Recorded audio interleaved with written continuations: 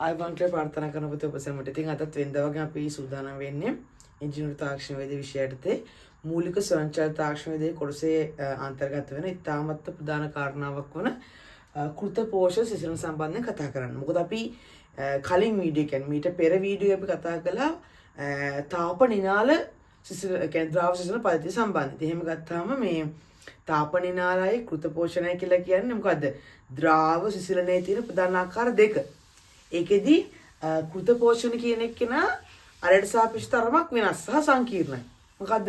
දැන් මෙහෙමනේ ඕනම දෙයක කලින් නිර්මාණය වෙච්ච දේවල් වල තියෙන ගැටලු निराකරණය කිරීමට තමයි පසු නිර්මාණය කළ දෙන දේවල් ගොඩක් අට හදලා තියෙන්නේ. අපි කියන්නේ අප්ඩේට් දේවල් කියලා. ඒ කියන්නේ ඒක යා කියන්නේ ගොඩක් වෙලාවට කලින් තිබුණු දේවල් වල තිබුණු වැරදි අඩුපාඩු මග හරින්න ඊළඟට අපි දෙයක් හදනවා. නව නිෂ්පාදනයක් කරනවා. ඒකෙදි මේක එක්තරා එක අවස්ථාවක්. මොකද තාප නිනාල කියන එක්කෙනාගේ තිබුණු ගැටලු කීපයක් තිබ්බා. මම දැන් ඔයාලට කතා කළා. ඒ කියන්නේ එයා ගොඩක් වෙලාවට කියන්නේ අපේ කූලන්ට් එක නැත්නම් අපි කියනවානේ ඒලාරන් ජලය කියන එක නැතමුකෝ. ජලය කියන එක්කෙනා මේ පද්ධතිය සංසරණය වීමේ තියෙන දුර්වලතා නිසා තමයි ඒ සිසිලන පද්ධතිය තරමක් අයින් වෙලා තින්නේ මේ සිස්ටම් එකෙන්. එහෙම ගත්තාම දැන් අපිට ඇවිල්ලා තියෙන මේ අලුත් එක්කෙනෙක්. මේ අලුත් නැහැ. මෙයා ගොඩක් සෑහෙන පරණයි. නමුත් අරයට සාපේක්ෂව මෙයා එයාගේ අප්ඩේට් version එකක්. බලමු එහෙනම් මෙයාගේ මොකද වෙලා තින්නේ කියලා. ඇත්තම කොත් එහෙම මේක තමයි වර්තමානයේ සහ මීට කලින් තිබුණු අතීතේ ගොඩාක් කාලයක් ඉඳන්ම මේ පද්ධතිය ක්‍රියාත්මක වෙන. දැන් මේ නව නවීකරණය වෙලා තියෙනවා. ඉතින් මේ දේවල් එක්ක අපි සරලව කතා කරමු. ආව විෂය නිර්දේශයට අනුකූලව තිබ්බහම මොනවාද මේකේ තියෙන කියලා අඳුර ගන්නයි යන්නේ. ඒකදී අපි මුලින්ම කතා කරනකොට අපි කලිනුත් අපිට කිව්වා ඔයගලන්ට මේ තියෙන ඔයගලන්ගේ විකිරකය නැත්නම් රේඩියේටර් එක. ඒත් එක්කම මේ පොඩ්ඩක් විශේෂ කරුණු කාරණා කීපයක් එකතු වෙලා තියෙනවා. තාප නිනාල කියන එක්කෙනාගේ තියෙන කාරණාවත් එක්ක බලන්නකෝ මේක දැන් ෆෑන් එකක් තියෙන මේ ෆෑන් එක කලිනුත් තිබ්බා. හරිද? මේ ෆෑන් එක ගත්තාම මට පේන ඉලෙක්ට්‍රික් වර්ෂන් එකක් මේකේ තියෙන්නේ. ඒත් එක ගාතර පස්සේ එන්ජිම තියෙනවා ඒක වගේම විතර අපි අලුත් කෑල්ලක් දාගෙන ඉතින් මෙන්න මෙතනට. ඒ මොකද ඒ තියෙන්නේ? තාප පාලක කපාටේ. තාප පාලක කපාටේ කියලා කෙනෙක් ඉන්නවා. පෙර පරිදිම අමතර ටැංකිය ඉන්නවා. ඒත් එකද තව එක්කෙනෙක් ඉන්නවා වතුර පොම්පයක් ඉන්නවා. තාප නිනාල කියන කෙනාගේ වතුර පොම්පයක් ඉන්නේ නෑනේ. ඒ කියන්නේ වතුර ටික උඩට පම්ප් කරන්න නැත්නම් මොකක් හරි ඇත්තම කොත් මේක අපි කියන්නේ ෆෝස් ෆීඩ් කියලා කියන්නේ අපි ඉංග්‍රීසි වලින් කියන්නේ ෆෝස් ෆීඩ්. ඒ කියන්නේ සිංහලෙන්ම වර්ථ වෙන කෘත පෝෂණ. මොනවා හරි මැද්දෙන් ඉන්න පෝෂණ කාරකයක් මේ එන කූලන්ට් එක නැත්නම් අපි කියනවා සිසිලන කාරක ද්‍රවය කියන එක්කෙනාව තල්ලු කරන්න. අර ඒ වගේ කවුරු හරි කියන්නේ මැද්දෙන් ඉන්නව එක්කෙනෙක් සපෝට් කරන්න. හරිද? කලින් එක්කෙනාගේ හැම එක්කෙනෙක් ඉදී නැහැ. ජලයේ තිබුණු භෞතික මේ ගුණයක් වෙන මොකද්ද? ප්‍රසාරණතාවය නේද? ද්‍රව ප්‍රසාරණ වෙනවනේ. ඒ ප්‍රසාරණතාවය ඊට පස්සේ මේ පරිමාව වෙනස් වීම, ඝනත්ව වෙනස් වීම එක්ක මගේ thickness එක වෙනස් වීමත් එක තමයි ඒ තරල හිට මෙඩ කි. හරිද? ඒතර ඒක ප්‍රමාද නේද? ප්‍රමාද වුණා ටිකක්. ප්‍රමාද වීමත් එක්ක මොකද උනේ? අපේ එන්ජින් එකේ හීට් වෙන එක ඉතාලම ඉක්මනින් සිද්ධ වෙන පටන් ගත්තා. එන්ජින් එකේ හීට් එකක් තියෙන්න ඕනේ. නමුත් ඒක ඕවර් හීට් ගියට පස්සේ ඔක්කොම ඉවරයි. Okay, low heat යන්නත් බෑ. හරිද? බලමු එහෙනම් ඒ කියන සාධක කොහොමද මේ පූර්ණේ කරන්න කියලා. ඒකෙදි ගත්තට පස්සේ මූලිකව කියන්න පුළුවන් ওই කොටස් ටික. ඔයාලට මේකේ කලින් වීඩියෝ එකට සාපේක්ෂව ගත්තාම මේකේ කොටස් කීපයක් එකතු වෙලා තියෙනවා. බලමු එහෙනම් මේකේ ක්‍රියාකාරීත්වය මොකද්ද වෙන්නේ කියන එක. මම ක්‍රියාකාරීත්වය සම්බන්ධව ඔබගේ විෂය නිර්දේශයේ අන්තර්ගත වෙලා තියෙන ආකාරයට ඔබට කතා කරනවා. ඒකෙදි පුතේ මම මේ තාපනින් මේ සමාන තාප පාලක කපාටේ කියන එක නම වෙනම ගන්නවා. මොකද මෙයා දැන් නෙමෙයි ඊළඟ වීඩියෝ එකට මම ඒක ගන්න මොකද වෙලා මදි වෙයි. මොකද වීඩියෝ එකේ ටිකක් දිග වැඩි වෙයි එහෙම වුණොත් ඒ නිසා මෙයා වෙනම ඊළඟ වීඩියෝ එකෙන් දාන්නම්.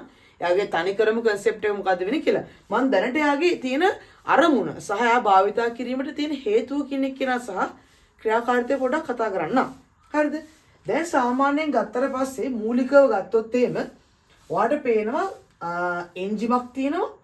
එන්ජිම කියන්නේ සිසිලන පද්ධතිය අදාළ වෙච්ච කොටස් කීපයකුත් තියෙනවා. දැන් ඔයා හිතන්න මේ පිස්ටන් දෙක ගත්තට පස්සේ මෙයාගේ තියෙන දහන අණුපිලක් තියෙනවානේ. ඒ දහන අණුපිල භාවිත කරලා මෙයා දහන වෙන පටන් ගන්නවා. මෙයාගේ දහකේ අභ්‍යන්තර දහන වෙන පටන් ගන්නවා. එතකොට ඒ දහනයත් එක්ක මොකද වෙන්නේ? ඔයා දන්නවා දහනයත් එක්ක මේ සිලින්ඩර් එක වටා හැම වෙලේම මොනවද තියෙන්නේ? කූලන්ට් එක. අපි ඔකට කියනවා තාප සමායන මේ සිසිලන කාරක තියෙනවා. සිසිලන කාරක තියෙනවා.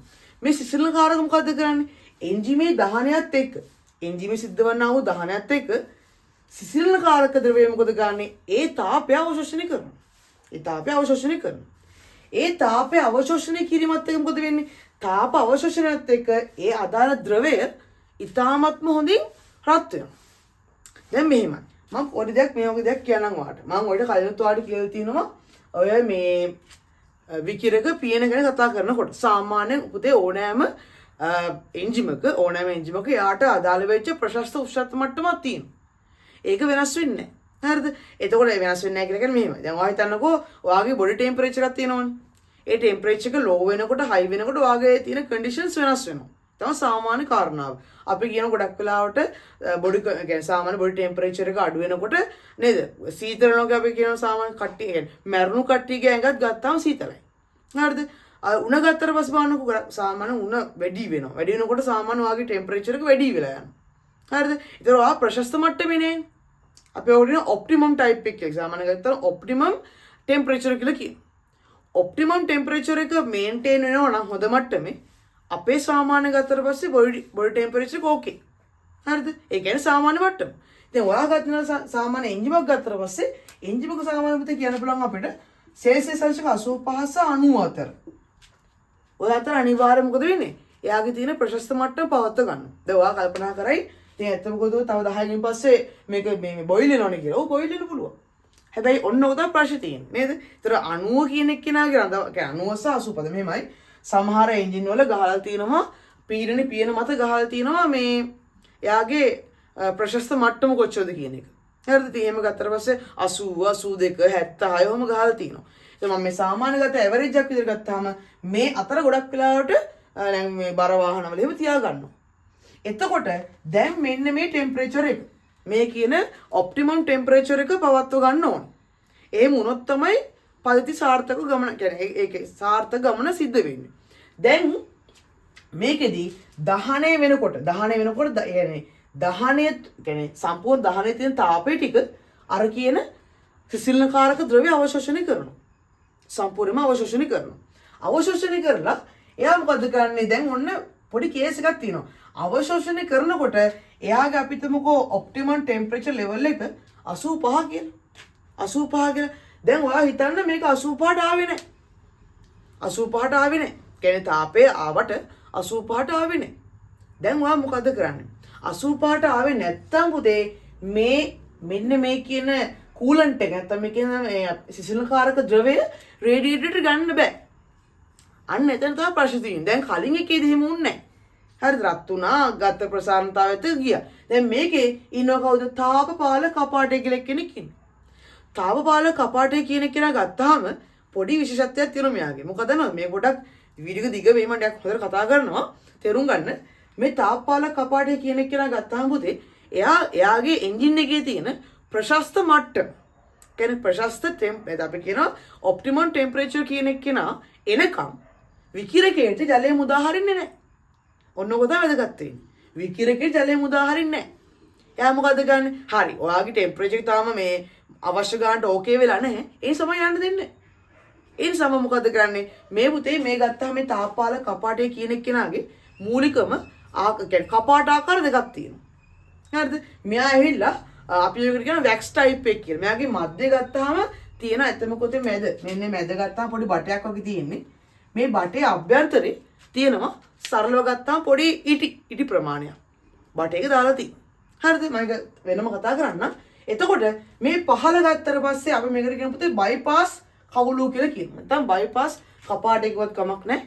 මේ මෙතන කියන මොකද බයිපාස්? අමතර මාර්ගයක්. නේද? අමතර මාර්ගයක් තියෙනවා. මෙයා තමයි විකිරකයේ පැත්තට යවන මාර්ගය. දැන් එන්ජින් එකේ ප්‍රශස්ත මට්ටම ආවේ නැත්තම් ඇත්තටම ගොත් එහෙම වතුර ටික නැත්තම් අපි කියමු කූලන්ට් එක රේඩියේටර් යවන එක පාඩුයිනේ. මොකද අපි බලාපොරොත්තු වෙන හීට් එක අපිට නැහැ නේද? එතකොට මොකද අපේ හිතන්නකො බොඩි ටෙම්පරේචර් එක ඕකේ නම් 37 වගේ මට්ටමක තියෙනවනම් අපිට කරන්න පුළුවන් වැඩ ගොඩයි. හැබැයි මේක ඕව ගිහිල්ලා ලෝවස් ගිහිල්ලා ගත්තොත් එහෙනම් මොකද වෙන්නේ? ඒ ආකාර දෙකේදී අපිට කරන්න පුළුවන් වැඩ හරිම අවමයි. එහෙම ගත්තට පස්සේ මූලිකව මේ කියන තාපපාලක කපාටය කියන කෙනා අර කියන ප්‍රශස්ත මට්ටම දක්වා ගෙන්න ගන්නවා කියන්නේ ගෙන්වා ගැනීමෙන් පසු තමයි විකිරකෙට මුදා හරින්නේ. නැත්තම් මොකද කරන්නේ? එයා ඒ ජල කඳ නැත්තම් කූලන්ට් එක නැත්තම් මොකක් කරන්නේද අපි කියනවා සිසිල් කාරක ද්‍රව්‍ය කියන එක නා එන්ජිම තුල ක්‍රියාකාරීත්වය ඔස්සේ තාපවත් වුණාට පස්සේ ජල ප්‍රමාණය මොකද ගන්නෙ? මෙතනින් ඇවිල්ලා මෙතනින් ගෙනහල්ලා මම වෙන කලර් එකක් පාවිච්චි කරන්න. මෙතනින් ගෙනහල්ලා මේ බලන්නකෝ. ඔයාලට පේනවා ඇති. මේ මත් අභ්‍යන්තරයේ දින ඔහොම ඉන්නවනේ. අර ජල කුහර වල ඔහොම ඉන්නව ජලය. හරි කූලන්ට් එක හරි. ඔහොම ගෙනහල්ලා තාපපාලක වැල්වේ ක්‍රියාකාරීත්වය අනුව ඒ කියන්නේ ඇත්තම කොත් එහෙම ඒක තීරණය වෙන්නේ මෙයාගේ හීට් එකත් එක්කනේ නේද? ඇත්තම කොත් මෙයාගේ ටෙම්පරේචර් එකත් එක්ක තමයි ඒක තීරණය වෙන්නේ. ඒ තීරණයත් එක්ක මොකද ගන්නෙ? මෙන්න මේ තාපපාලක වැල්වේ එයා තීරණය කරනවා හරි. මේ වෙලාවේදී මගේ වාගේ එන්ජින් එකේ ප්‍රශස්ත උෂ්ණත්ව මට්ටම ඇවිල්ලා නැහැ. ඒ සම මොකද කරන්නේ? මේ ඔස්සේ මම මේක නැවතත් මොකද කරන්නේ? මම මේක එන්ජිමට එවනවා. ඔය තේරුම් ගන්න. එතන පුතේ තේරුම් ගන්න ඕනේ මොකද බලන්නකෝ. ඇත්තම කොත් මෙයා නැවත මොකද කරන්නේ? මෙන්න ඉන්න කවුද මෙතන ඉන්නේ? මේ ඉන්නේ වෝටර් පම්ප් එක. වෝටර් පම්ප් එක ආධාර කරගෙන දැන් කොහොමද වෝටර් පම්ප් එකේ ඇත්තම ක්‍රියාවලිය මොකද්ද වෙන්නේ? දැන් තාපනිනාල අවස්ථාවේදී ඇත්තම කොතේ මේ වෝටර් පම්ප් එක තිබුණේ නැහැ නේද? ඒක තමයි තිබෙ එකම ගැටලුව. දැන් මේකේ මොකද්ද වෙලා තියෙන්නේ? දැන් වෝටර් පම්ප් එකක් තියෙනවා. එයා මොකද්ද කරන්නේ? මෙයා ඇත්තම කොත්තේ මම මේක දැන් පෙන්නන්නම් ඔයාලට. මේ තියෙන්නේ ඒ ජාතියේ පම්ප් එකක්. මේ තියෙන්නේ මේ බලන්නකෝ. අපි මේකට කියනවා මොකද්ද? කේන්ද්‍ර අපසාරී පොම්පයක් කියලා කියනවා. පොම්ප ආකාර ගොඩක් තියෙනවා. හරිද? ධන විස්ථාපන පොම්ප කියන ගතික පොම්ප කියන පොම්ප ආකාර ගොඩක් තියෙනවා. ඒකෙදි මෙයත් එක්තරා එක අවස්ථාවක් අපි මෙයාට කියන මොකද්ද? කේන්ද්‍ර අපසාරී පොම්පයක් කියලා කියනවා. බලන්න කේන්ද්‍ර අපසාරී පොම්පයක්. ඒ කියන්නේ කේන්ද්‍රයෙන් පිටත තමයි තරලය මුදා හරින්නේ. එහෙම ගත්තට පස්සේ දැන් මොකද්ද වෙන්නේ? දැන් ඔන්න මෙතන තියෙන ක්‍රියාවලිය මොකද්ද? තාපපාලක කපාටේ තීරණය කරනවා. හරි ඕකේ. මේ වෙලාවේදී ඔයාගේ එන්ජින් එකේ ටෙම්පරේචර් එක තාම ප්‍රශස්ත මට්ටමට ඇවිල්ලා නැහැ. ඒ නිසා මම නැවත මොකද ගන්නෙ? ආපු තරලයම නැවතත් එන්ජින් තුලට ගෙන්නනවා කියලා. ඔන්න ඔය මොහොත තමයි අද වැදගත් වෙන්නේ. මොකද ඒ ටයිම් එකේදී එන්ජින් එක අභ්‍යන්තරේ කියන්නේ තියෙන අර ප්‍රශස්ත මට්ටම නැහැනේ. දැන් ඔන්න ආයෙමත් ගියපු එක්කෙනා ආයෙ එනවා. ආයෙ මොකද ඉන්නේ? ආයෙ 19 වෙනකොට ආයෙමත් තාපය අවශෝෂණය කරගන්නවා. දැන් තමයි වැඩේ තියෙන්නේ. දැන් තමයි වැඩේ පටන් ගන්න. දැන් මොකද කලින් අවස්ථාවේදී අපි කිව්වා අදාළ ටෙම්පරේචර් එක නැහැ කියලා. දැන් මේ අවස්ථාවේදී දැන් ටෙම්පරේචර් එක මොකද ආදින්නේ? තරමක් වැඩි වෙලා තියෙනවා. අපි හිතමුකෝ දැන් ඔන්න 85 පැනගෙන යනවා ඉස්සරහට 86 වගේ වෙනවා. දැන් එහෙනම් මොකද්ද වෙන්න ඕනේ? මෙන්න මේ කියන තාපපාලක කපාටේ පුතේ ඔයාලට පේන ස්ප්‍රින් එකක් දාලා තියෙනවා. මම ඒක වෙනම ඇත්තටම ගන්න බය වෙන්න එපා. ඉතින් එහෙම ගත්තාම මේ තාපපාලක කපාටේ කියන එක කෙනා මොකද වෙන්නේ? එයාගේ අභ්‍යන්තර ක්‍රියාවලිය ඔස්සේ මෙන්න මේ මාර්ගේ බයිපාස් කවුළුව කියන එක කෙනා වහගන්න. එයා මේ කවුළු වහ ගන්නවා. ඉන් පස්සේ අර හීට් එකෙන් වැඩි වෙච්ච හරිද? ඒ කියන්නේ උෂ්ණත්වයනුත් වැඩි වෙච්ච තරලය මොකද්ද කරන්නේ? මෙන්න මේ කපාටේ වැසීමත් එක්ක දැන් ඔන්න මොකද කළු පාටනුත් අඳිනවා. මෙන්න මේ පැත්තට එවන. බලන්න දැන් ඔන්න ජලය කියන එක නා දැන් ඔන්න බලන්නකො මෙතනින් වහගත්තා. දැන් මේ පැත්තට එවන. මම පොඩක් අර කලර් එක මික්ස් වෙන්න මෙහෙම දාන්නම් ඔයාලට තේරෙන්න. ඔන්න දැන් මේ පැත්තට එවනවා. ඒ පැත්තට එවනවා කියලා කියන්නේ කොයි පැත්තටද මේ වන්නේ? ඒ වන්නේ කෙලින්ම අපේ විකිරකේ පැත්තට තමයි එවන්නේ. ඔන්න විකිරකේ පැත්තට ආවා. මේ තියෙන්නේ. ඔන්න විකිරකේ පැත්තට ආවා. ඔන්න ඔතන. මං හිතනකොට සරලව පැහැදිලි නැති. තාපපාලක කපාටයක් කියන්නේ මොකද්ද කියන එක. තාපපාලක කපාටයෙන් කරේ ඇත්තම ගොත් එහෙම එන්ජිමට අවශ්‍ය කරන ප්‍රශස්ත උෂ්ණත්ව මට්ටම කියන එක කෙනාව පවත්ත කියන්නේ පාලනය කරන එක. දැන් වයි දනකෝ ප්‍රශස්ත උෂ්ණත්ව මට්ටම අඩු වෙනවා සහ වැඩි වෙනවා කියන එකේ ඔයාලට ගැටලුවක් තියෙනවා. ඒ ගැටලු निराකරණය කරලා මෙයා මොකද්ද කරන්නේ? අවශ්‍ය මට්ටම් පාලනය කරනවා. තව දේවල් ඉස්සරට කියන්නම්. දැන් එතකොට ඒකත් එක්ක මෙතන තියෙන ජල පොම්පේ තියෙනවනේ. ජල පොම්පේ මොකද කරන්නේ? දැන් එයා ඇත්ත වශයෙන්ම කිව්වොත් එහෙම අවශ්‍ය කරන තරලය, කියන්නේ අපිට එන්ජිම තුල අවශ්‍ය කරන තරලය තල්ලු කරගන්න එක අපිට කරලා දෙනවා. අන්න ඒක ලොකු උදව්වක්. හරිද? මේක තාප නිනාලකේ තිබුණේ නැහැ. දැන් මේකේ තියෙනවා. දැන් ඔයා බලන්නකෝ. දැන් මෙතනට ආව උෂ්ණත්වයෙන් සහ පීඩනයෙන් නේද? වැඩි තරලය මෙතනට ආවා. කූලන්ට් එක මෙතනට ආවා. දැන් මොකද බලන්න පුතේ වෙන්නේ? ඔන්න බලන්නකෝ. දැන් ඔන්න ඔයා මේ හරිය ගත්තට පස්සේ මේ ඔය හරිය ගත්තාම පුතේ ඇත්තම කොතේ උෂ්ණත්වය වැඩි හොඳේ. දැන් ටික මොකද වෙන්නේ?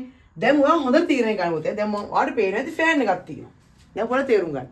කලින් වීඩියෝ එකේ මම ඔයාලට අන්දලා පෙන්නුවා එන්ජිමේ ක්‍රියාකාරීත්වය ස්ටාර්ට් කරන පටන් ගන්නකොටම වැඩ කරන ෆෑන් එකක්.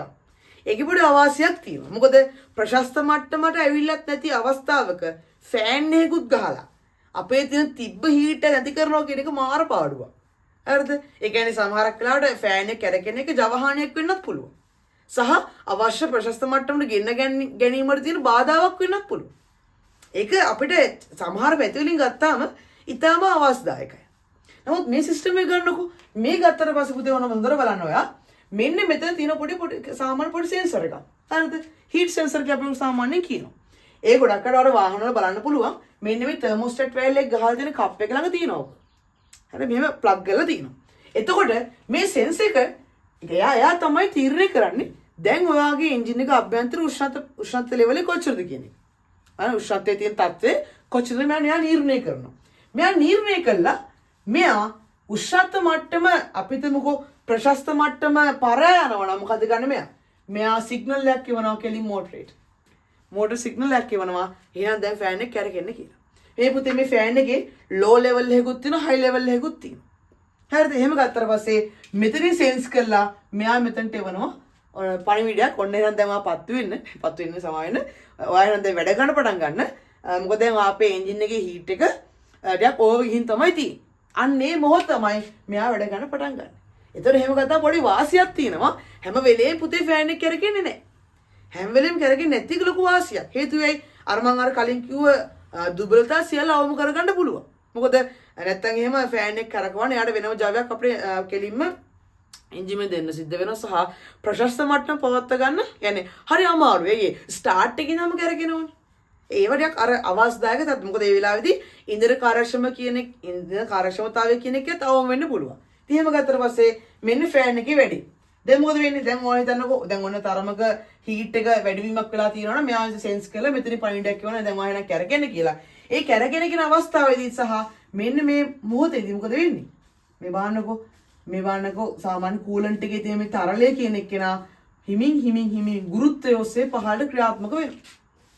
පහළට ක්‍රියාත්මක වෙනකොට බලන්න පුතේ මෙන්න මේ කියන ෆෑන් එකේ තියෙන නේද? ෆෑන් එකේ තියෙන අපි අදහස් කරත් මොකද?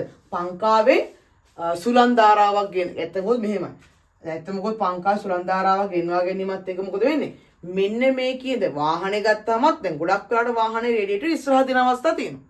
පිටිපස්ස තියෙන නැත්තේ නෑ. ගොඩක් වෙලාවට තියෙන පිටිපස්ස දැන් ඔය හයිවේ බස් වල ගත්තාම එම පිටිපස්සෙන් තියෙන්නේ. එහෙම ගත්තට පස්සේ ඒ විතරනේ තව ඒවා තියෙනවා. ඉතින් එහෙම ගත්තාම මෙන්න මේ ෆෑන් එක මොකද ගන්නෙ?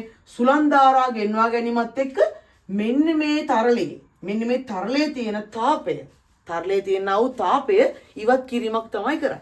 ඒක සුළං ධාරා ගෙන්වා ගැනීමක් කරන මොකද සුළං ධාරා සමහරක් අර ෆෑන් මේ පැත්තේ තියෙන අවස්ථා තියෙනවා නේද? ඉතින් එහෙම ගත්තාම සුළං ධාරා ගෙන්වා ගැනීමක් කරලා මොකද කරන්නේ?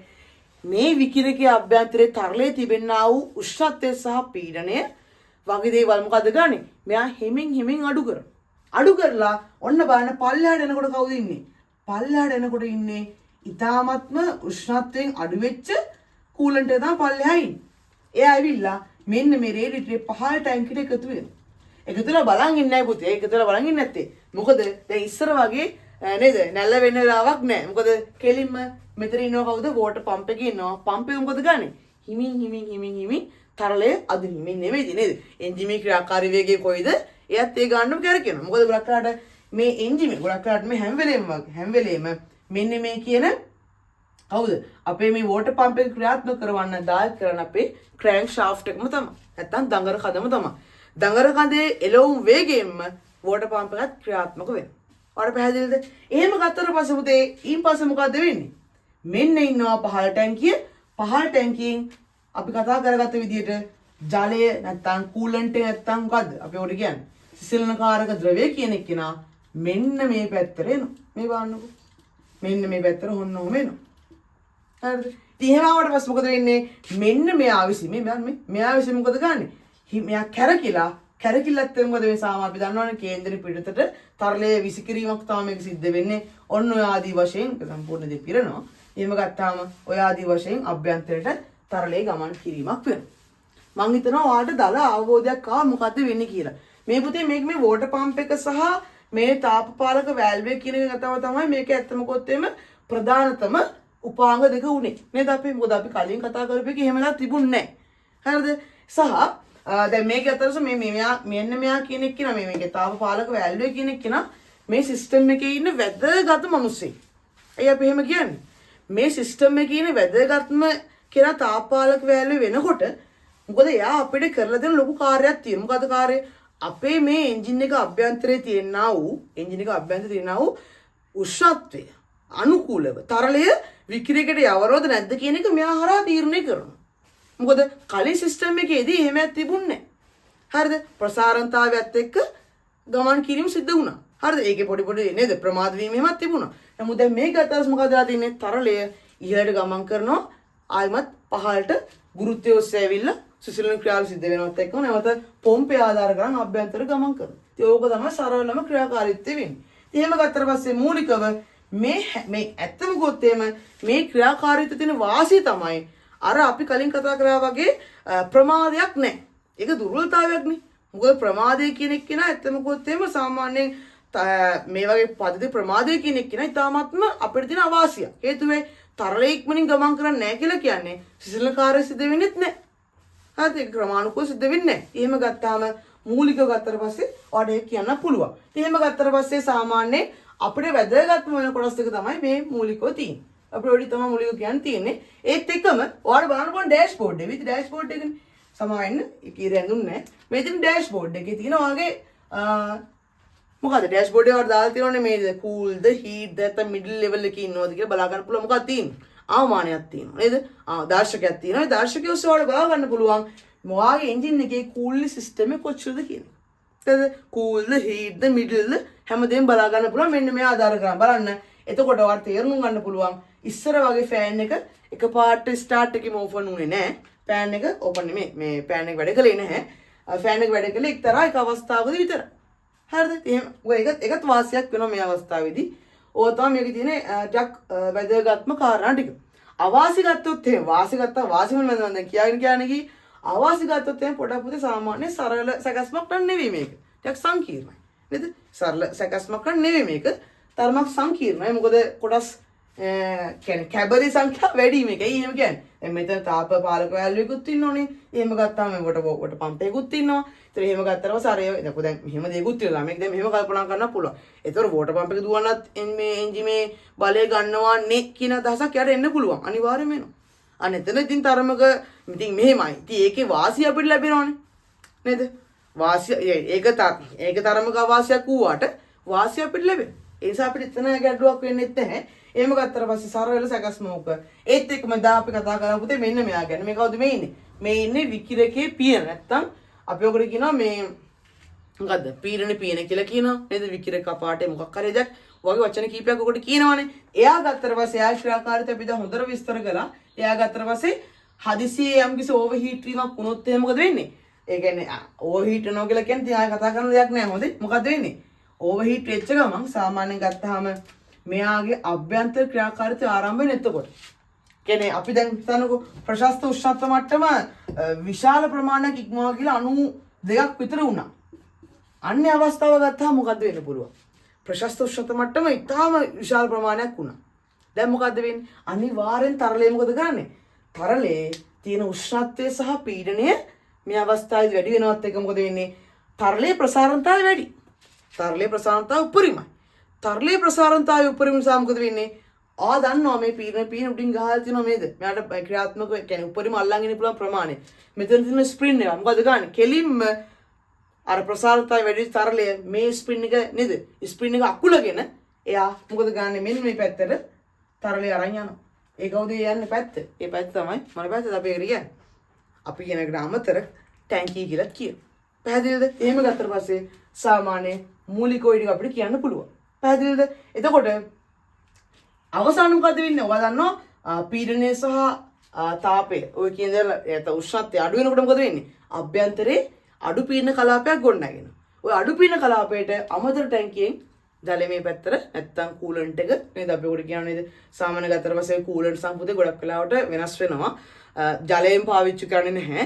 සමහර ලක්ෂරි වෙහිකල්ස් වල කූලන්ට්ස් විතරක් පාවිච්චි කරන අවස්ථා තියෙනවා. සමහර වෙහිකල්ස් වල මොකද ගන්නෙ? කූලන්ට් එක්ක ජලය මිශ්‍ර කරන අවස්ථා තියෙනවා. එහෙම ගත්තාම එයා මේ පැත්තට ගමන් කරනවා. ඒක තමයි මූලිකව අපිට කියන්න තියෙන කාරණාව. ඉතින් අනික ඒ වගේම තමයි මේකෙත් පහළ තියෙන මොකද ඉවත් කිරීමේ අභ්‍යක් එහෙමත් තියෙනවා. හරි. ඔක තමයි නම් සරලව ගත්තාම කෘත පෝෂණ සිසිලන ක්‍රමවේදයේ තියෙන මූලික කාරණාව. හරිද? ඔබට ගැටලු තිබේ නම් අනිවාර්යයෙන්ම channel එකේ comment එකක් දාලා තියන්න අනිවාර්යයෙන්ම. ඒත් එක්කම තමයි අපි ඉදිරියට තවදුරටත් වීඩියෝස් අපි ගේනවා. ඒතර එහෙම ගත්තාම අපි ගොඩක් අර පුතේ කොටසින් කොටස තමයි ගේන්න උත්සාහ කරන. ඒතර ලේසියි ඔයාලා අධ්‍යයනය කරන්න. සරලව ගත්තට පස්සේ මේක තමයි මූලික ක්‍රියාවලිය වෙන්නේ. හරිද? එහෙනම් අපි අද ඉවර කරමු. එහෙනම් ඔබ සැමට නම් ස්තුතියි කියලා කියමු.